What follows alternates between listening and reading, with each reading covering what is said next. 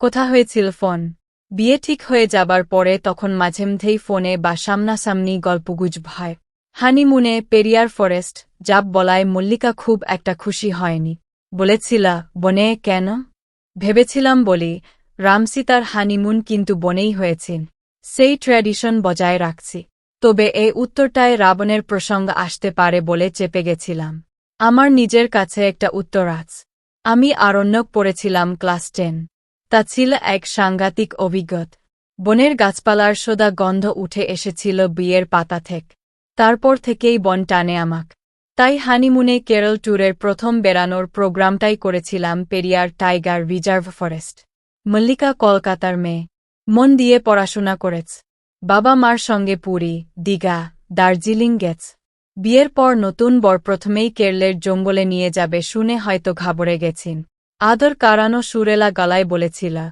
চল না আমরা কাশ্মীর যাই কাশ্মীর গেলে আমি অমরনাথ যাক তুমি রাজি আছো মল্লিকা আটকে উঠেছিল ওখানে তো গুলিগোলা চলে সারাক্ষণ প্রাণ হাতে করে বেড়াতে পারব না তাহলে পেরিয়ারেই চল কথা দিচ্ছি তোমাকে বাঘ সিংহের হাতে তুলে দেব না মল্লিকা তবু দুয়েকবার এদিক ওদিক দুয়েকটা নাম করেছেন নৈনিতাল যাবে ফোনের এপাশে আমি চুপচাপ ছিলাম শেষে বেচারি মেনে নিয়েছিল পেরিয়ারের কথা ভাবি বরকে ঘাটিয়ে লাভ নেই বুঝেছিল হয়ত সেই বনভ্রমণের শুরু হয়েছে বিয়ের নদিনের মাথায় কলকাতা থেকে প্লেনে কোচিতে একরাত কাটিয়ে গাড়িতেই পেরিয়ার টাইগার রিজার্ভ ফরেস্টে চললাম আমরা 5.5 ঘণ্টার ধকল সেয়ে সরকারি আবাসনের বাড়িটাতে ঢুকে মনে হল সঠিক সিদ্ধান্তই নিয়েছি চারপাশে জঙ্গল তার সবুজ ডালপালায় ভরসা দিল অনেক মল্লিকা মহাখুশি আমি অবশ্য নাক টানছিলাম দেখছিলাম লবটুলিয়ার মতো বুনো গন্ধ নাকে আসে কিন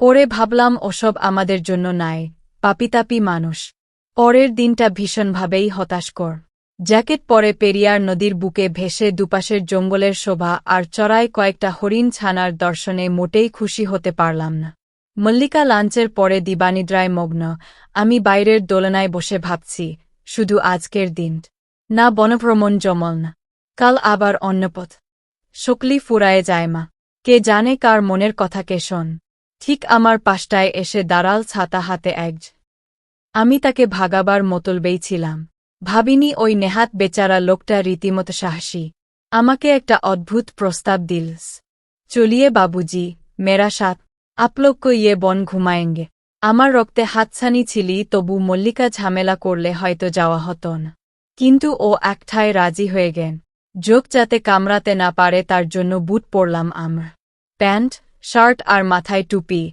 পায়ে গন্ধমাদন সেই জুতো চললাম বন সফরে ওই জুতো মানে বুটটা জোকের জন্য ব্যবহার করতে হচ্ছে আমাদের সঙ্গে সেই ছাতা হাতে লোকটি তবে আবাসনের কর্মচারীরাও বলেছে ওকে বিশ্বাস করলে ঠাকার চান্স নেই লোকটা চলেছে আগে আমি ওর পেছন আর মল্লিকা আমার ঠিক পাশ তৎক্ষণে আমি ভালোভাবেই দেখে নিয়েছি ওই লোকটার শুধু ছাতাই সম্বল আর আমাদের দুজনের সম্বল একটি বিশ্বাস সেটি হল এখানেই যাই না কেন আমাদের কিছু হবে না ঘন গভীর বনের মধ্যে সরু পায়ে চলা পথ এগিয়ে চলার অসুবিধে একটাই যোগ পায়ে ফিতে বাঁধা হাঁটু পর্যন্ত বুট তাই হাঁটু অবধি সুরক্ষিত তার ওপরের অংশে লাফিয়ে উঠছে ওর বনের ডাল ভেনে নিয়ে তাই দিয়ে হ্যাট করে ভাগাচ্ছি ওদের আর বনের মধ্যে একটা পাকানো শিং ওলা নীল গাই ছাড়া তেমন কিছু চোখে পড়ল না মল্লিকা বেশ বিরক্ত বলছে টাকাটাই নষ্ট না আছে বনের বাহার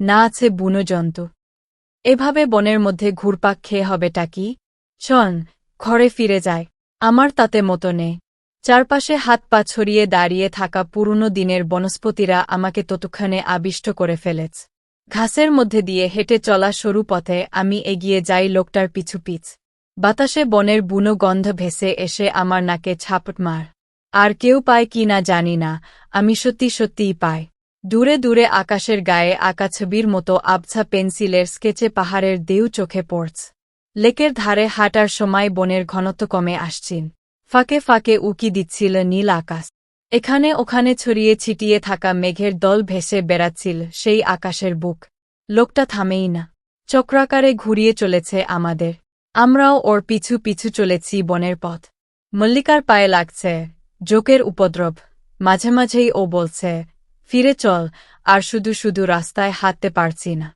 এবড়োখেবড়ো পথ, একেবারে সবুজ গাছপাত, মাঝে মাঝে ছোট ছোট টিলার গা গড়িয়ে নেমে আসছে ঝিরঝিরে জলধার। আমার ফিরতে ভালো লাগছেন, মুখে অবশ্য সেক্থা বলছিন।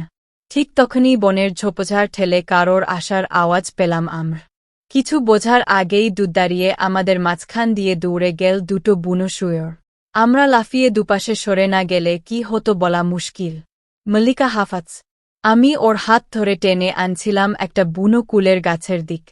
ছাতার খোঁচা খেয়ে দুজনে একপাশে সরে যেতেই একটা কালো রঙের হিলহিলে সাপ গাছের ফাঁক থেকে সরাত করে নিচে নেমেই স্বাভাবিক গতিতে সামনের দিকে এগিয়ে গেন। ইয়ে কোবরা বহুত জহরিলা হ্যাঁ। কাটনে পড়হি আপ গায়েব হো যাতে পাশের মানুষটি বলে উঠ। পথটা এঁকেবেঁকে গিয়েছে সামনের দিক। মাথার ওপরে কিচকিচ আওয়াজে তাকিয়ে দেখি গাছে ভর্তি বাদ। মল্লিকা ভয়ে আমার গা ঘেঁষে হাঁচ। ঠিক তখনই শোনা গেল গাছের ডাল টেনে নামানোর বিকটা আওয়াজ। আমাদের একটানে গাছের পেছনে নিয়ে গেল লোকট। নিঃশ্বাস না ফেলে আমরা দেখলাম বিশাল এক হাতির পাল, সঙ্গে তাদের দু-একটা বাচ্চাকে নিয়ে পুরো পথ জুড়ে শোভাযাত্রায় চলেছে। পথে যেতে যেতে গাছের ডাল ভেঙে পাতা খাচ্ছে। ওরা চলে যেতে আমরা আবার রাস্তায় নামলাম। কানে তখনও হাতির শুয়োর তোলা ডাক ভেসে আসছে। ওই পথটা পেরোতেই ফাঁকা মাঠ পড়। মাঠের সামনের দিকে ঘন বনভূমি। জঙ্গল কখনো কখনো যে এমন ঘন হয়, আগে জানা ছিল না। ভেতরে আলোর দোকা বেরোনোর পথ বন্ধ। নিরেট ওই গাছপালার দেওয়াল ভেদ করে অন্য পাশের কিছুই দেখা যাচ্ছে না। মাঝে মাঝে শুনছি নাম না জানা পাখির টুই টুই ডাক। অনেকক্ষণ হেঁটে ক্লান্ত মল্লিকা ব্যাগ থেকে জলের বোতল বার করে জল খাচ্ছে। লোকটা বল, এবার ফিরব। আমি মল্লিকাকে সুখবর দেওয়ার কথা ভাবলাম। ঠিক তখনই খেয়াল হল চারপাশ একেবারেই শব্দহীন। কোনো আওয়াজ শোনা যাচ্ছেন। একটু আগেই যে পাখিগুলো ডাকছিল তারা চুপচাপ।